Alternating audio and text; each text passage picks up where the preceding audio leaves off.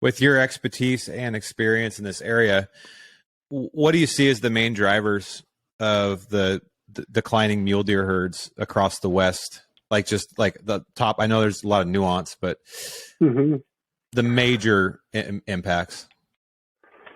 I would suggest so there's several, but I would say habitat conditions. So we talked a little bit about fire suppression.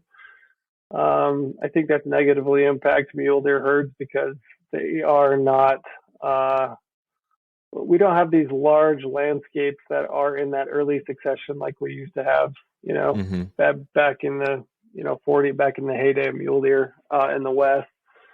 So I would say fire succession has been an issue. We just don't manage landscapes for those early successional plant species like we used to.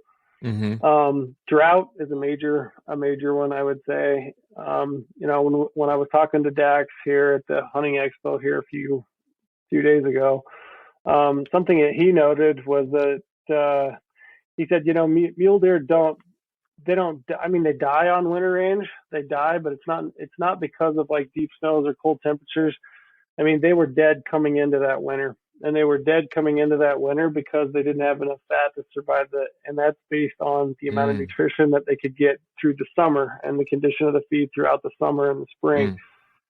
So drought is a major contributor. And one, as I look at populations, across the West, when I work on these application strategy articles and stuff, as I look at populations and kind of the way things go, I mean, drought is a much bigger factor than I think I ever gave it credit for. And I think that's impacting, like I said, your summer range feed. And deer aren't coming into winter range with enough body fat that they can actually survive the winter. Wow, that makes so much sense. I'd never thought of it that way. Yeah. Because you look around, like when I lived in Montana, and you drive around on like, say, a 20 below day, and everything is just iced and snowed over. You look around at the deer in the fields. I mean, yeah, I'm sure they're not loving life, but they're fine. They've lived through thousands of winters like that. That makes sense that there's other things, like they have to be prepared for it. If they come into it, and that's why a lot of fawns die in bad winters, is because they're not quite, maybe they were born late and they didn't have time to build up the resources that they're going to need for that winter. So that makes sense. I just never thought of it that way, I guess. Yeah.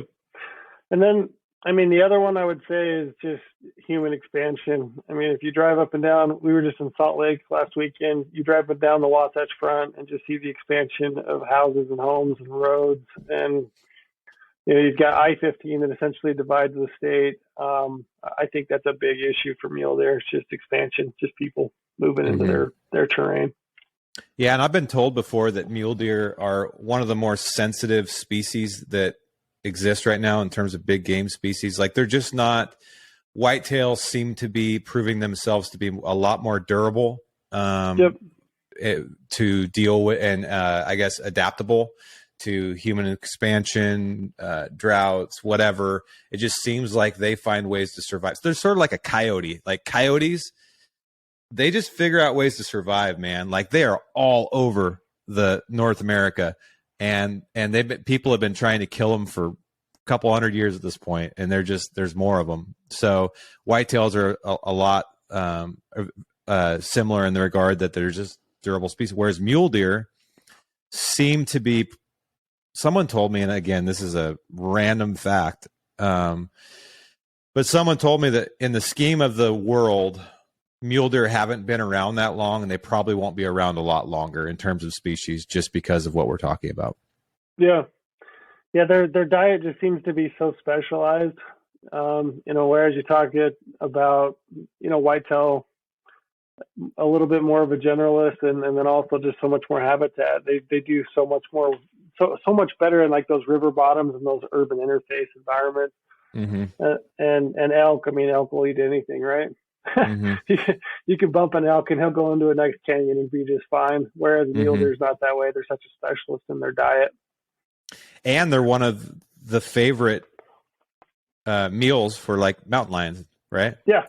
So, my friend Tyler Jonerson, who's I would consider a mountain lion specialist, he told me that, because he'll he'll tree, you know, let's call it 30, 40, 50 cats a winter.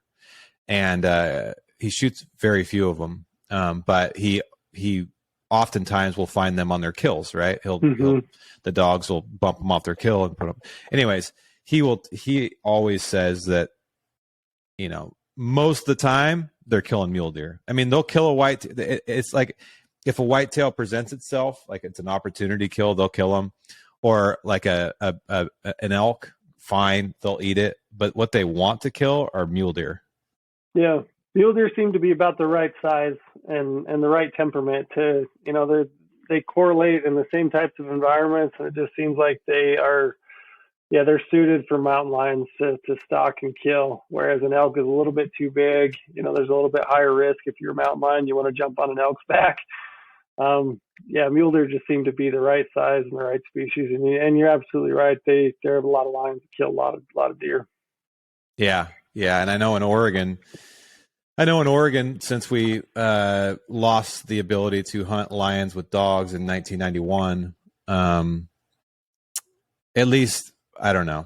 I don't have all the facts and all the data, but from what I've seen, it's had a really bad impact on the mule deer herds, especially in certain areas. I know there's one area, Heart Mountain National Antelope Refuge, where they're actually finally got approval to take some mountain lions off because they killed basically all the sheep.